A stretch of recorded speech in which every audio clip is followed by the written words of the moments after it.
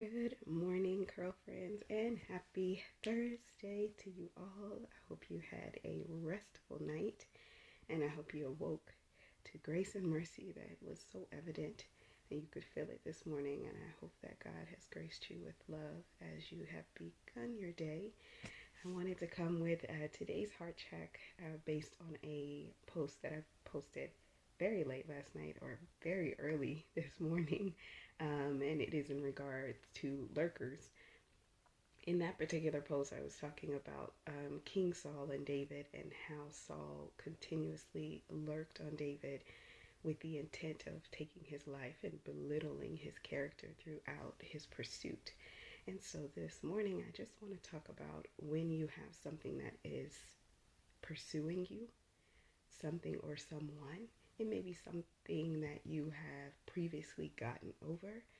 It may be a sin that you have overcome. You have the upper hand on it now. You are in good standing with it. You have defeated it in a sense, or it may actually be people or a person that was once in your life and you now know that no longer needs to be a connection or a soul tie.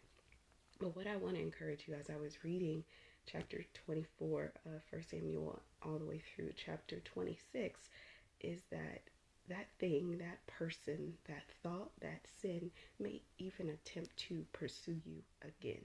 We see in chapter 26 that even after their first encounter, and Saul was like, "You're more righteous than I. You have spared my life.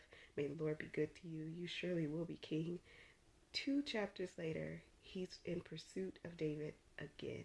First, because he sees greatness in David, and second, because he is threatened by that greatness.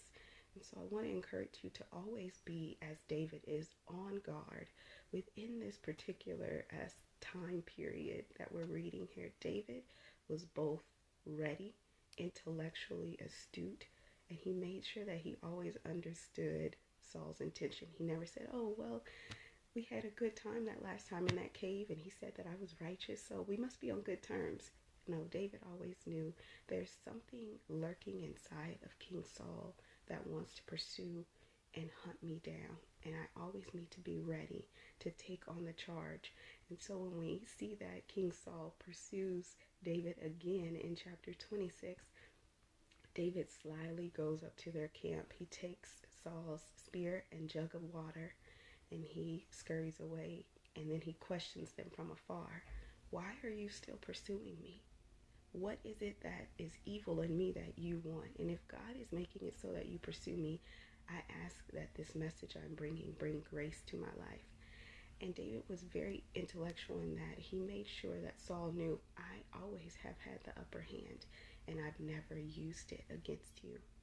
I've always been ready to combat my sin, combat my thoughts, combat people who come up against me or just mean me no good. But I'm not here to destroy you. I'm here to show you my true character and let you know that you should be careful of me because I have the upper hand. And so, girlfriends, I do encourage you to actually read 1 Samuel, these particular chapters 22 through 28, which is the reign of King Saul and his pursuit of David, and how David actually behaves with righteousness during this time, but really great intellect to know that, yes, I have had the upper hand on King Saul. Yes, I have come out victorious, but that doesn't mean that King Saul is through with me. And some things are not through with you.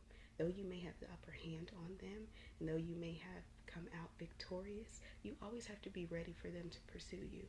Because just as Satan sends even more stronger demons to you, you have to be ready to still stand in your righteousness against them. I pray that this message strengthens you. I pray that it gives you the armor you need to come against things. If you are currently in a state where something is just pursuing you over and over again in your mind, in your body, in your circle, I ask that you really seek the Lord about how you can be righteous against that lurker, how you can show yourself to be intellectual and ready for what they are bringing, because they will always be there. And you always want to be ready for the schemes of Satan and those that he uses.